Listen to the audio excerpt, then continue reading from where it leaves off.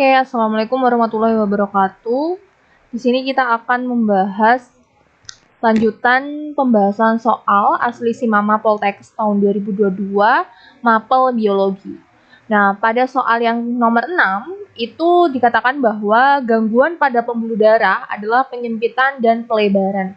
Pelebaran pembuluh darah merupakan gangguan yang terjadi pada, nah kita harus tahu terlebih dahulu sebenarnya apa sih fungsi dari pembuluh darah dan apa saja yang masuk ke pembuluh darah itu. Jadi fungsi pembuluh darah itu adalah untuk apa kira-kira teman-teman?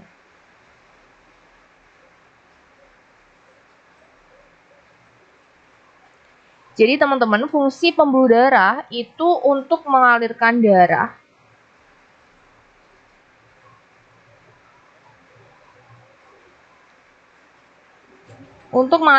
kemana ya kira-kira? Jadi untuk mengalirkan darah dari jantung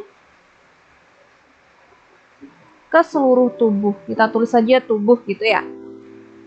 Dan sebaliknya, untuk mengalirkan darah dari seluruh tubuh kembali lagi ke jantung. Gitu ya teman-teman, kita tulis aja gini sebaliknya. Nah, pembuluh darah itu ada beberapa macamnya. Kira-kira masih ingat gak apa aja sih pembuluh darah itu? Jadi pembuluh darah itu yang pertama ada yang namanya arteri. Kemudian ada vena, kemudian ada arteriol, dan ada yang namanya venula. Serta jangan lupa satu lagi yaitu kapiler darah. Nah, jika kita kembali ke soal ini, jadi di sini ada pembuluh darahnya itu melebar. Nah, maka apabila pembuluh darah melebar, itu seseorang itu akan mengalami yang namanya varises. Jadi varises itu adalah pelebaran pembuluh darah. Saat pembuluh darah ini melebar, maka akan terjadi gangguan varises ini. Nah, pada varises itu yang melebar kira-kira pembuluh darah apa? Jadi yang melebar itu adalah pembuluh darah vena. Nah, makanya jika kita kembali ke pilihan jawabannya yang tepat itu adalah vena saja.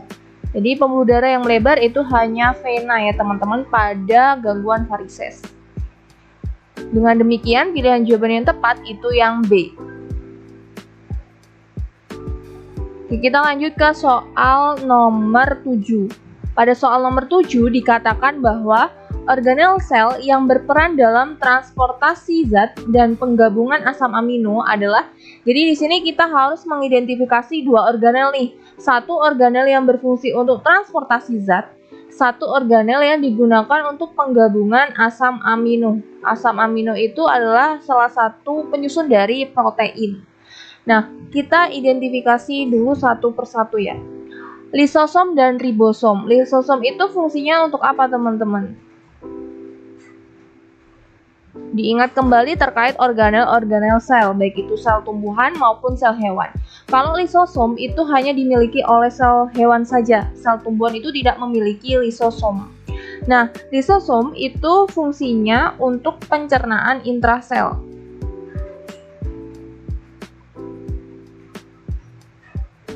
Kenapa dia dikatakan sebagai tempat pencernaan intrasel? Karena dia memiliki yang namanya enzim hidrolitik. Kemudian yang kedua ada yang namanya ribosom. Ribosom itu biasanya menempel di retikulum endoplasma teman-teman. Sehingga retikulum endoplasma itu dikatakan ada yang kasar dan ada yang halus. Nah, fungsi dari ribosom itu adalah sebagai tempat sintesis protein. Jadi protein itu dihasilkan melalui tempat pembentukannya yaitu di ribosom ini. Kemudian ada yang namanya mitokondria. Nah, mitokondria pada organel sel itu berfungsi sebagai respirasi atau tempat respirasi sel. Kemudian organel selanjutnya itu di sini dikatakan ada yang namanya RE atau retikulum endoplasma.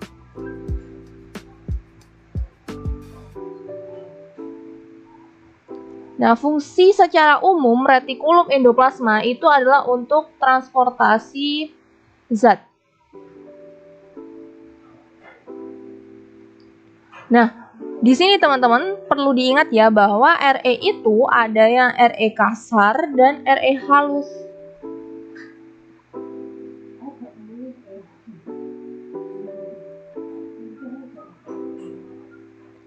Kalau RE kasar itu biasanya kenapa dia dikatakan kasar? Karena retikulum endoplasmanya itu ditempeli dengan ribosom. Jadi kita tulis di sini ditempeli atau terdapat ribosom di RE kasar. Nah, fungsi dari ribosom kita kembali lagi yaitu tempat sintesis protein kayak gitu. Jadi nantinya protein yang dihasilkan yang terdiri dari beberapa asam amino penyusun itu nanti akan diekspor dari dalam sel ke luar sel kayak gitu teman-teman. Kemudian yang kedua itu ada RE halus. RE halus itu tidak ada ribosomnya. Fungsinya untuk apa? Fungsinya untuk sintesis lipid atau lemak. Kemudian untuk metabolisme karbohidrat. Kita tulis karbo saja ya di sini. Nah, apabila kita kembali ke soal ini, maka pilihan jawaban yang tepat udah bisa kita tentuin nih. Yang berfungsi untuk transportasi zat itu pasti RE. Kemudian untuk penggabungan asam amino itu pasti berkaitan dengan yang namanya ribosom. Karena ribosom itu tempat terjadinya proses sintesis protein, di mana protein itu penyusunnya adalah asam amino ini. Sehingga pilihan jawaban yang tepat itu yang D, retikulum endoplasma dan ribosom. Kita lanjut ke soal nomor 8. Pada soal nomor 8 dikatakan bahwa reproduksi sel secara meiosis dapat berlangsung pada berikut ini kecuali, nah kita harus ingat lagi nih teman-teman bahwa reproduksi sel secara meiosis itu untuk jadi meiosis itu adalah proses pembelahan sel yang mana tujuannya itu untuk pembentukan sel gamet.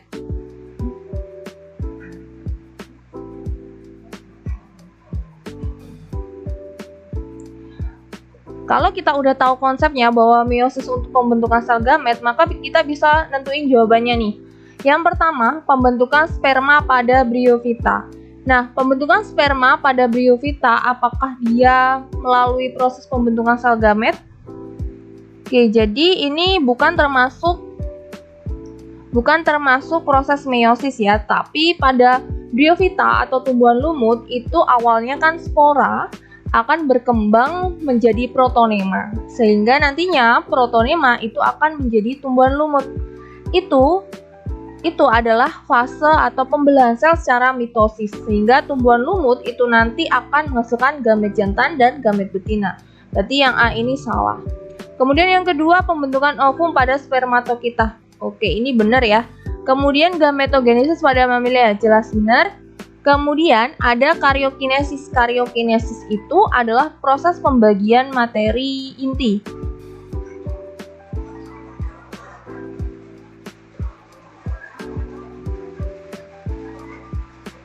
Nah, biasanya proses pembagian materi inti ini itu terjadi pada proses pembelahan sel, baik itu ada profase, metafase, anafase, telofase, kayak gitu teman-teman.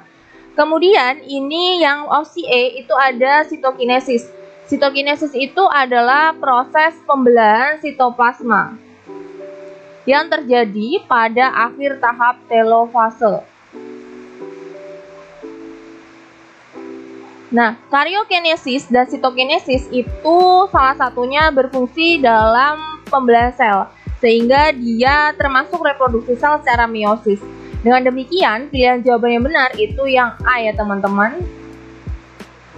Oke, kita lanjut ke soal yang nomor 9. Pada soal nomor 9 dikatakan bahwa tahap pembentukan kromatin oleh kromosom pada mitosis atau meiosis tergolong pada tahap apa teman-teman? Nah, di sini kita ada kata kuncinya ini, yaitu kromatin, kromosom. Berarti kromosom itu nanti akan berubah menjadi kromatin. Nah, kira-kira tahapannya itu apa? Kita lihat dulu pada opsi yang A. Yang A itu adalah interfase atau tahap istirahat. Jadi masih persiapan nih untuk melakukan tahap pembelahan sel. Kemudian yang kedua ini ada profase. Ini tipe ya teman-teman. Profase itu tahapan seperti apa sih? Jadi kita tulis di sini profase. Profase itu adalah tahap pertama dari proses pembelahan sel.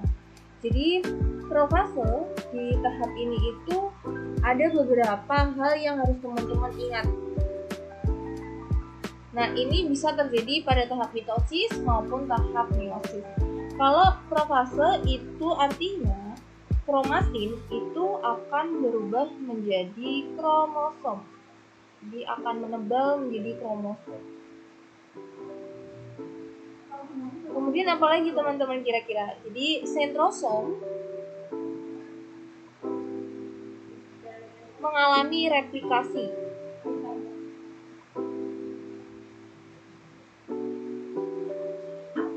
Kemudian pada tahap profase juga terjadi penghilangan nukleus dan membran inti. Jadi nukleus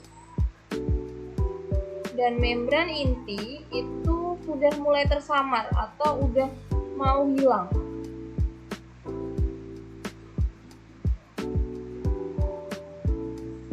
Kemudian yang kedua ada tahapan metafase.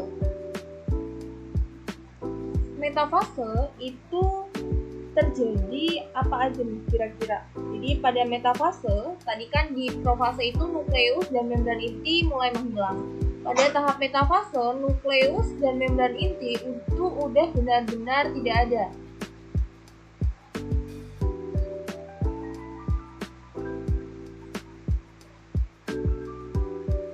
Kemudian pada tahap metafase juga terjadi yang namanya pergerakan kromatin.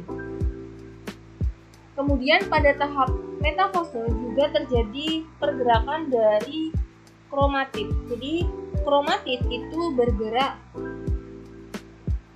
Jadi kromatid itu guys.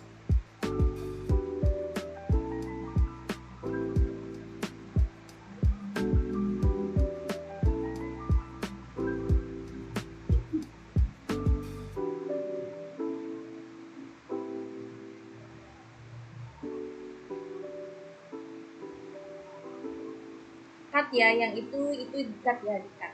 Ini balik lagi yang kedua. Oke.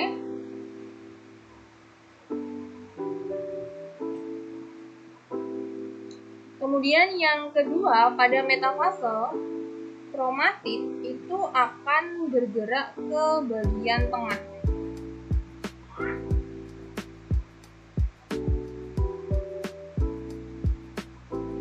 Kemudian yang ketiga itu ada tahap anafase. Pada tahap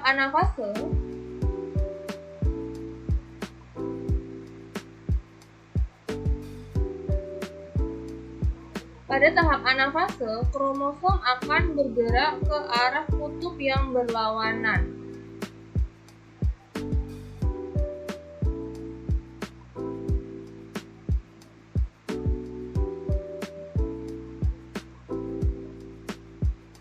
Kemudian tahapan yang selanjutnya itu ada yang namanya telofase teman-teman. Kalau dari katanya telofase itu nanti merupakan tahapan mitosis dan meiosis yang terakhir. Setelah itu ada yang namanya sitokinesis. Tapi sitokinesis itu merupakan bagian akhir dari tahap telofase. Pada tahap telofase yang awalnya nukleus dan membran inti tadi hilang, itu sudah mulai muncul kembali. Jadi nukleus dan membran inti muncul kembali. Nah tadi kan kromatin akan berubah menjadi kromosom yang menebal kan, tapi di sini dia kan sudah dalam bentuk kromosom. Nah lama-lama kromosom itu akan menipis, jadi kromosom itu nanti akan balik lagi menjadi kromatin. Kemudian pada tahap telofase juga benang-benang spindle itu juga akan menghilang.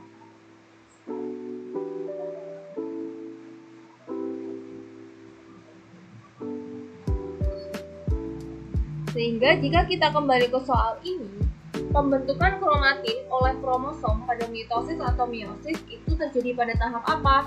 Jadi dari awalnya itu kromosom terus berubah jadi kromatin, yaitu tahap telofase. Sehingga pilihan jawabannya tepat itu yang E. Itu ya teman-teman. Kemudian kita lanjut ke soal yang nomor 10. Pada soal nomor 10 dikatakan bahwa dari persilangan tanaman berbunga merah batang tinggi dengan tanaman berbunga putih batang pendek dihasilkan F1 sebanyak 100%. Nah, F1 ini 100% tanaman berbunga merah muda, batang tinggi. Jika tanaman F1 disilangkan dengan tanaman resesif, maka keturunan yang berbunga putih, batang tinggi adalah. Nah, kita harus tahu terlebih dahulu apa yang diketahui di soal. Jadi di sini kan diketahui bahwa F1 itu disilangkan dengan tanaman resesif. F1-nya itu kira-kira apa genotipnya? Kalau di sini diketahui bahwa fenotipnya itu atau sifat yang tampak itu adalah bunga, yaitu bunga merah muda, batang tinggi. Berarti genotipnya apa teman-teman? Jadi genotipnya itu kita bisa lambangkannya boleh bebas ya, tetapi harus sesuai. Kalau kita tulis di sini merah itu kita lambangkan dengan M, tinggi kita lambangkan dengan T ya. Jadi kalau merah itu bisa M besar, tinggi itu bisa T besar, T besar. Tapi kalau di sini terjadi F1 sebanyak 100% itu bunga merah muda. Ini tambahi bunga merah muda gitu ya. Bunga merah muda dengan batang tinggi, berarti genotipnya bisa kita tuliskan M besar, M kecil, batang tinggi berarti bisa kita tuliskan T besar, T kecil. Kemudian di soal dikatakan juga bahwa F1 disilangkan dengan tanaman resesif. Berarti kalau resesif sifatnya itu tertutupi oleh sifat yang dominan. Jadi kita tuliskan di sini P2 ya. P2 itu persilangan antara F1 yaitu M besar, M kecil, T besar, T kecil dengan tanaman resesif, berarti sifatnya itu tertutupi oleh sifat yang dominan. Berarti kita tuliskan M kecil, T kecil. Kenapa? Karena di sini tidak ada M besar yang menutupi dan T besar yang menutupi, sehingga ini dikatakan resesif atau sifat yang tertutupi. Kalau kita tuliskan M besar, T kecil itu adalah merah muda, batang tinggi. Kita tuliskan tinggi gitu aja ya. Nah, kalau M kecil, T kecil itu berarti bunganya putih. Putih dengan sifat misalkan pendek. Nah, berarti di sini kita cari dulu gametnya itu apa aja dari M besar, M kecil, T besar, T kecil. Berarti gametnya di sini ada M besar, T besar, kemudian ada M besar, T kecil, kemudian ada M kecil, T besar, dan M kecil, T kecil. Nah, yang di sini itu gametnya hanya M kecil, T kecil, lainnya itu sama gitu ya teman-teman. Kemudian kita cari F2 atau keturunan kedua. Berarti bisa kita bikin tabel boleh.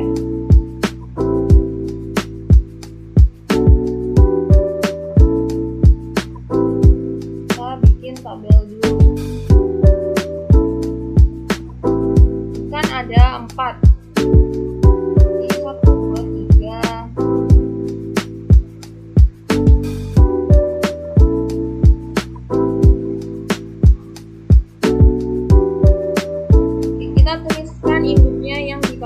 Yaitu M besar, T besar, kemudian M besar, T kecil, kemudian M kecil, T besar, dan M kecil, T kecil. Kemudian yang di sini itu hanya M kecil, T kecil.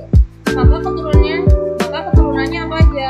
M besar, M kecil, T besar, T kecil. Yang ini M besar, M kecil, T kecil, T kecil. Sedangkan yang ini M kecil, T besar, T kecil. Dan yang ini adalah M kecil, T kecil, T kecil. Kita tuliskan di sini teman-teman, karena tidak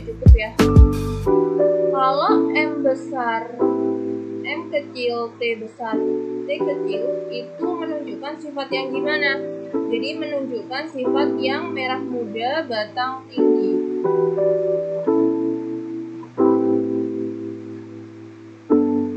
Kemudian kalau M besar M kecil T kecil T kecil berarti dia menunjukkan sifat yang gimana? Merah muda dengan batang pendek. Kemudian di sini M kecil T besar T kecil. Jadi kita tulis di sini M kecil T besar T kecil. Berarti sifat merahnya tertutupi. Di sini berarti bisa warna putih dengan batang tinggi. Misalkan gitu teman-teman. Dan yang M kecil T kecil itu kita bisa tuliskan bunga warna putih dengan batang pendek. Nah, yang ditanya di soal yang apa teman-teman? Jadi dia yang ditanyakan itu keturunan yang berbunga putih. Jadi yang ditanyakan itu keturunan yang berbunga putih, batang pendek. Batang pendek. Jadi yang ditanyakan di soal itu adalah keturunan yang berbunga putih, batang tinggi. Jadi kira-kira yang mana? Oke, jadi di sini kan yang memiliki genotip batang, kan yang memiliki fenotip bunga putih batang tinggi itu kan M kecil T besar T kecil sebanyak 1 saja. Nah, jumlah anakannya itu ada 4, jadi 1/4 dikali 100%. Jawabannya berapa teman-teman? 25%. Sehingga jawaban yang tepat itu yang B. Gitu ya caranya untuk mencari keturunan dari F2. Oke, untuk pembahasan soal asli si Mama Poltekkes Mapel Biologi tahun 2022 sekian. Terima kasih. Wassalamualaikum warahmatullahi wabarakatuh.